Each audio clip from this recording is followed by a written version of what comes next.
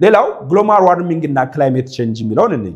ግሎባል ዋርሚንግ የምንለው as we have discussed from geography ግሎባል ዋርሚንግ የምንለው increasing an average air and ocean temperature ነው። የአየርና የውቅያኖስ ሙቀት መጨመር ግሎባል ዋርሚንግ እንለዋለን። in average የአየር ሙቀት ጭማሬ እንዲሁም ደግሞ የውቅያኖስ ሙቀት ጭማሬ ግሎባል ዋርሚንግ እንለዋለን። ይሄ በዋናነት ግሎባል ዋርሚንግ የሚመጣው ከከባቢ ከሚለቀቁ ኢሚሽኖች ነው።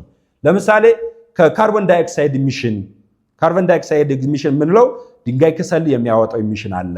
ዲፎረስቴሽን የደን ምንጣሮ ደንን በመናቃጥልበት ሰዓት የሚወጣው ኢሚሽን አለ። እነዚህ ካርቦን ዳይኦክሳይድ፣ ኒትረስ ኦክሳይድ፣ ሚቴን፣ ትናኙ፣ ኦዘን እና መሰል ጉዳዮች ዲዩ ቱ ኢኮኖሚክ አክቲቪቲ ለግሎባል ዋርሚንግ ምክንያቶች ናቸው። ለኦዘን ለክላይሜት ቼንጅ ምክንያቱ ነው እናገኛለን። እነዚህ ደግሞ ካርቦን ዳይኦክሳይድ ልቀቱ ኢሚሽኑ የሚመጣው ከኢኮኖሚክ አክቲቪቲ ጭማሬ ነው። when the economic activity increase carbon dioxide emission increase nitrous oxide emission increase ozone layer emission increase እያደረገ ይሄዳል።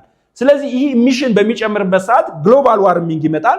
ግሎባል ዋርሚንግ ሲመጣ ክላይሜት ቼንጅ ይኖራል። የነበረውን የአየር ብክለት የሚመጣው የኦዞን መሳሳት የሚያመጣው የኢኮኖሚክ አክቲቪቲ ነው። በዋናነት ትልቁን ድርሻ የሚወስደው የኢንዱስትሪዎች መስፋፋት፣ የደን ምንጣሮ መስፋፋት፣ ዌስቴጆች መጨመር፣ በኢኮኖሚክ አክቲቪቲ የሚመጡ ዌስቴጆች እነዚህ ለካርቦን ዳይኦክሳይድ ልቀት፣ ለኒትረስ ለኦዞን ልቀት እና ለጋዝ ለካርቦን ዳይኦክሳይድ ኢሚሽን የምንላቸው ለግሪንሃውስ ጋዝ ኢሚሽን የምንላቸው ጠቅለል አድርገን የምንጠራቸው ለነሱ ለኦዞን ላየር መሳሳት ምክንያቱ ነው እናገኛቸዋለን።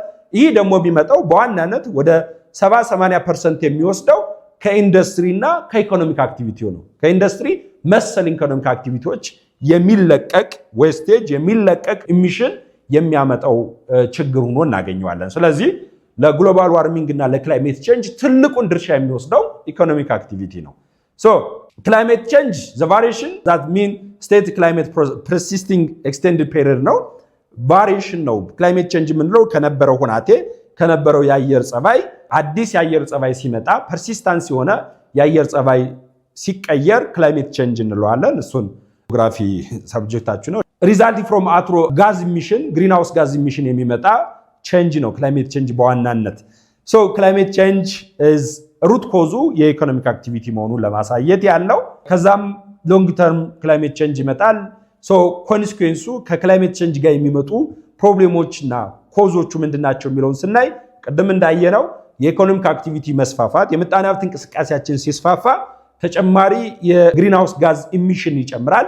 የግሪንሃውስ ጋዝ ኢሚሽን ሲመጣ ደግሞ ግሎባል ዋርሚንግ ይመጣል፣ ክላይሜት ቼንጅ ይመጣል። ሶ ፕሮብሌሙ ምንድነው? ከፍተኛ የሆነ የውቅያኖስ ውሃ ጭማሬ በረዶች መቅለጥ ለጎርፍ መጥለቅለቅ ምክንያቱ ነው እናገኘዋለን። አሁን ሀገራችን ዓለማችን እየፈተነ ያለው ችግር ከፍተኛ የሆነ የጎርፍ መጥለቅለቅ ከክላይሜት ቼንጅ ጋር ተያይዞ የሚመጣ ነው። ምክንያቱም በኢኮኖሚክ አክቲቪቲ በሚመጣ ፕሮብሌም ግሎባል ዋርሚንግ የአየር ሙቀት ይመጣል። ሙቀቱ ሲጨምር ክላይሜት ቼንጅ ይኖራል። ሙቀቱ በሚጨምርበት ሰዓት የነበረውን የበረዶ ግግር እያሟማው ወይም ወደ ውሃነት እየቀየረ ተጨማሪ ባህሩ ከሚጠበቅበት በላይ ቮሊዩሙ እየጨመረ ሄድና አካባቢዎችን ወይም የብሱን እያጥለቀለቀ አካባቢዎችን ሲያጠፋ እናያለን። ከፍተኛ የሆነ አውሎ ንፋስ መፈጠር፣ የድርቅ መፈጠር፣ ወቅቱን ያልጠበቀ ዝናብ መፈጠር፣ እንደዚህ ምክንያቶች ሩት ኮዙ ምንድነው? ከኢኮኖሚክ አክቲቪቲ በሚመጣ ችግር ክላይሜት ቼንጅ የሚያመጣው ፕሮብሌሞች ናቸው። ኢንዲኬተር ኦፍ ክላይሜት ቼንጅ የምንለው አንደኛው ቱ ማች ኦር ቱ ሊትል ሬን ነው። በጣም የበዛ ዝናብ ወይም በጣም የዝናብ እጥረት ወይም የዝናብ መብዛት ነው። መብዛትም ማነስም የክላይሜት ቼንጅ መገለጫ ነው። ሃየር አቨሬጅ ኤር ኦሽን ቴምፕሬቸር እና ፍሎድ የጎርፍ መጥለቅለቅ፣ የሲ ሌቭል መጨመር፣ ባህር ጠለል ወለል መጨመር እንዲሁም ደግሞ የውቅያኖስ ሙቀት መጨመር የክላይሜት ቼንጅ መገለጫዎች ናቸው።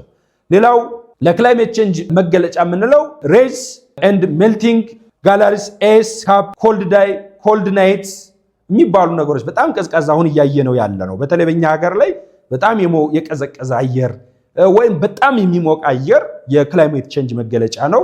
እንግዲህ ከዚህ ካለነው በጣም የበዛ ዝናብም ካለ በጣም ያነሰ ዝናብ አቅርቦትም ካለ የሙቀት መጨመር ካለ የውቅያኖስ ሙቀት መጨመር ካለ መገለጫው ክላይሜት ቼንጅ ነው። ከክላይሜት ቼንጅ ጋር በተያያዘ የሚመጣው ኮንሲኩዌንስ ወይም መገለጫዎቹ ኢመርጀንሲ ኦፍ ዲዚዝ ላይክ ማላሪያ የወባ በሽታ መከሰት፣ ኮመን ዲዚዝ የምንላቸው በጣም ተደጋጋሚ መከሰት የክላይሜት ቼንጅ መገለጫ ሆኖ እናገኛቸዋለን። ኢምፓክቱ ወይም ኮንሲኩዌንሱ ምንድነው? የክላይሜት ቼንጅ መምጣቱ የሚያሳድርብን ኮንሲኩዌንስ ምንድነው የሚለውን ስናይ ክላይሜት ቼንጅ ዳይሬክት ኢምፓክቱ ምንድነው? ፊዚካል ኤንድ ኢኮሎጂካል ኢንቫይሮንመንቱ ምንለው ከነዛ መካከል ፍሎዲንግ አለ፣ ከብዙ በሆነ ዝናብ የሚመጣ የጎርፍ መጥለቅለቅ፣ ሞይስቸር ስትረስ፣ ሪዲዩሲንግ ሬንፌል የዝናብ መቀነስ፣ ዲስፕሌስመንት ፍሮም ሬዚንግ ሲ ሌቭል አር ሳም ኦፍ ዘም እነዚህ ብዙዎቹ መገለጫዎች ናቸው። ሎዝ ኦፍ ግራስላንድ፣ ፋርምላንድ፣ ማሪን ኢኮሲስተም መሰል ጉዳዮች ኢምፓክትስ ኦፍ ክላይሜት ቼንጅ የምንላቸው ናቸው።